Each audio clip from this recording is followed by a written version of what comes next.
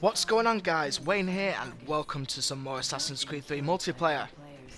This is the first video of quite a few pieces of Assassin's Creed content I'll be giving you this week, since the Tyranny of King Washington DLC is out technically today, so I'll be doing a full review of that, and then I'll probably release a Let's Play of it. I'm not too sure yet, but I'll definitely be doing a critical analysis of the story where I'll be looking at the story overall and then comparing it and contrasting it to my thoughts video that I did, the last Assassin's Creed 3 video that I did, which is annotated on the screen right now, so give that a watch and then I'll see you for the critical review later on. Right, well, content plug over. Let's just get right into this topic in hand. And now today I want to talk about something which is slowly but surely started to interest me. And I'm just going to jump right to it. I'm talking about eSports. Now, if you don't know what eSports is,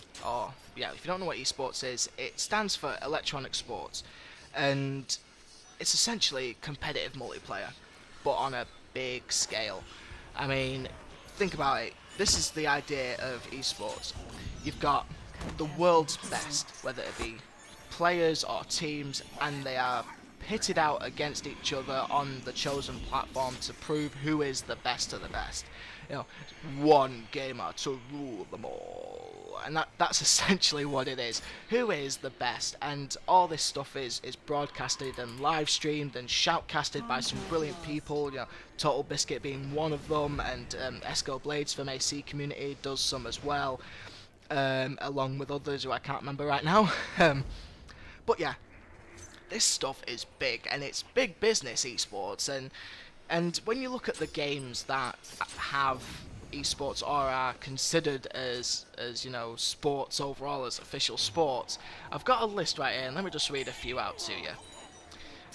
Obviously you've got the obvious ones: StarCraft, StarCraft 2, League of Legends, Call of Duty, mainly right now Call of Duty Black Ops 2, you know, Halo 4, Gears of War, I've already said Counter-Strike, Battlefield 3 being another, Mortal Kombat, I'm sure Street Fighter's on there somewhere, and Tekken. So yeah, you can see where we're going with this, but there's something quite interesting which I just found out, and I'm just reading it now. Dance Revolution in Norway is considered an official sport. Now, this game, or the idea that Dance Evolution is considered a sport, helps bring up my next question. Why isn't Assassin's Creed, whether it was Brotherhood, Revelations 3, or just the franchise overall, the multiplayer aspect of the franchise overall, why isn't Assassin's Creed considered potential gold for esports? It's ridiculous. I honestly find it to be slightly insulting, to a small degree, because out of all the games that are on the market today, Assassin's Creed is probably one of the absolute best non-FPS competitive multiplayers. Now, that's excluding the likes of StarCraft and League of Legends, because they're different beasts, but outside of the FPS genre and the StarCraft, you know, real-time strategy type genre, name another multiplayer that is as good as Assassin's Creed. Yeah, you've got Gears of War, but it's still a shooter.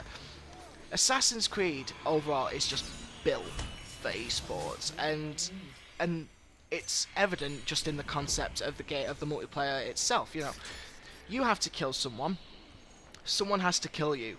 You don't know who is trying to kill you, and the person you're trying to kill doesn't know it's you.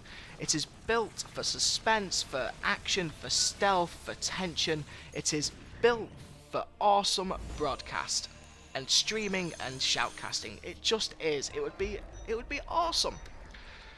So, how could Assassin's Creed become an esport?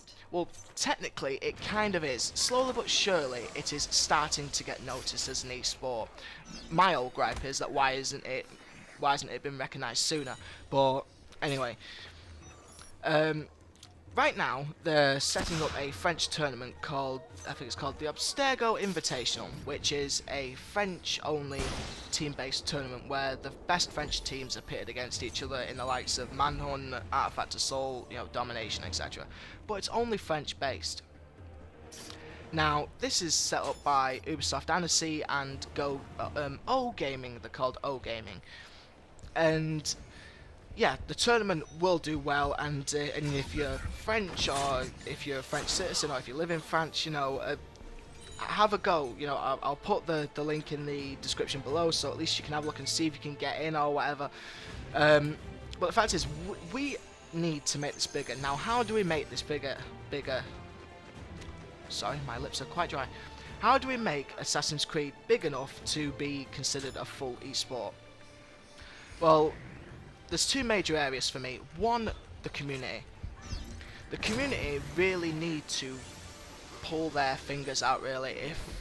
If Ubisoft and any, you know, event creators or promoters want to take this game seriously, the community really need to show their dedication in making this happen, and show, you know what, if there's a big massive, you know, 6-hour live stream of, you know, Assassin's Creed 3 World Championships, the fans really do want to watch it and people want to take part.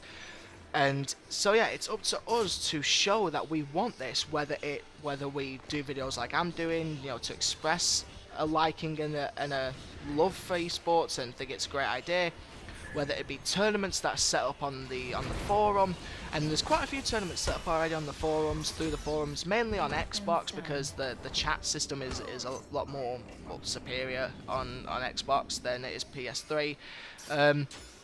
I think it's the Artifact Assault Open or the Artifact Open or something. I really can't remember off the top of my head. But yeah, the community needs to show their interest in this. And now what you've just saw, network error, like losing network connection, leads up perfectly to the last bit. To make Assassin's Creed good for esports, Ubisoft as a developer need to seriously get involved and amp up their game. Now, I'm not going to have a rant about Ubisoft, you know, fix this bug, fix that bug. No, I've done that in that worst bug ever video, and I'm not going to do it again.